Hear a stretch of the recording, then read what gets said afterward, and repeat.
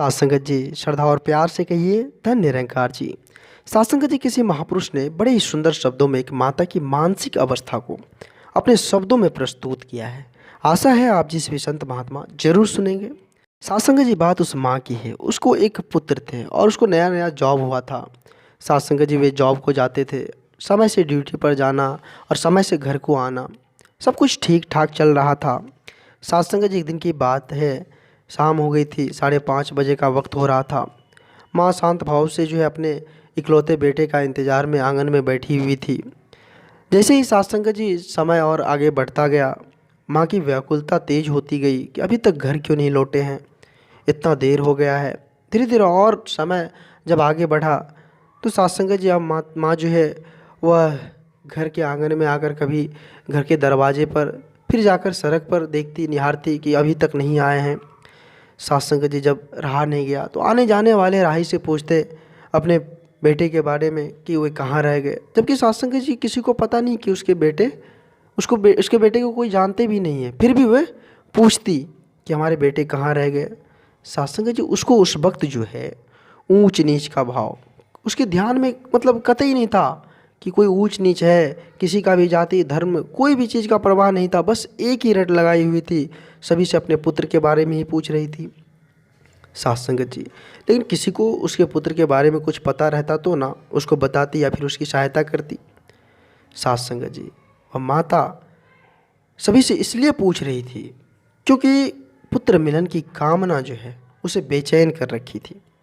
साथ संगत जी, अगर उसे पुत्र मिलन की वो कामना नहीं रहती तो उसके अंदर बेचैनी नहीं रहती। पुत्र से मिलने के लिए सब मन मर्यादा जितने भी परंपराएं हैं सब के लिए उद्धत हो गई साथ संगत जी कि उसे पुत्र मिल जाए, पुत्र की प्राप्ति हो जाए। साथ संगत जी, कहने का तात्पर्य है कि हम इंसान, यह शरीर तो नश्वर है, कभी भी ख़त्म हो सकता है, यह आज है कल नहीं रह सकता, इसकी कोई गारंटी नहीं है। लेकिन साथ संगत जी, उस परमात्मा जो है उसकी प्राप्ति के लिए लोग अलग सा हो रहे हैं, उसको प्राप्त करने के लिए इतने बेचैन नहीं रह रहे हैं। जो परमात्मा अजर है, अमर है, सच्चिदानंद है, सब प्रकार से सुखों का दाता है, उसके लिए हम जो है इतना बेचैन नहीं रहते हैं। उसके लिए कुछ अर्पण करने की दूर की बात, सर भी नहीं झुकाते हैं, उसमें भी हिचकिचाते रहते हैं। साथ संगत जी, कहने का तात्पर्य है कि आजकल के लोगों को ईश्वर प्राप्ति की तनिक भी कामना नहीं, वे नहीं चाहते कि हम ईश्वर को प्राप्त कर ले। साथ संगत जी, प्रभु प्रेम का मात्र दिखावा करते हैं, उन्हें प्रभु परमात्मा की आवश्यकता नहीं है, प्रभु की तनिक आवश्यकता नहीं है। साथ संगत जी, हमें सोचना होगा, हमें जानना होगा उस परम सत्य को, फिर जाकर हमारी ज़िंदगी जो है साथ संगत जी वे अंधकार से प्रकाश की ओर जाएगी। अगर हम सत्य को जान लेंगे, पहचान लेंगे, उससे मेरा परिचय हो जाएगा तो फिर मेरा जीवन धन्य हो जाएगा।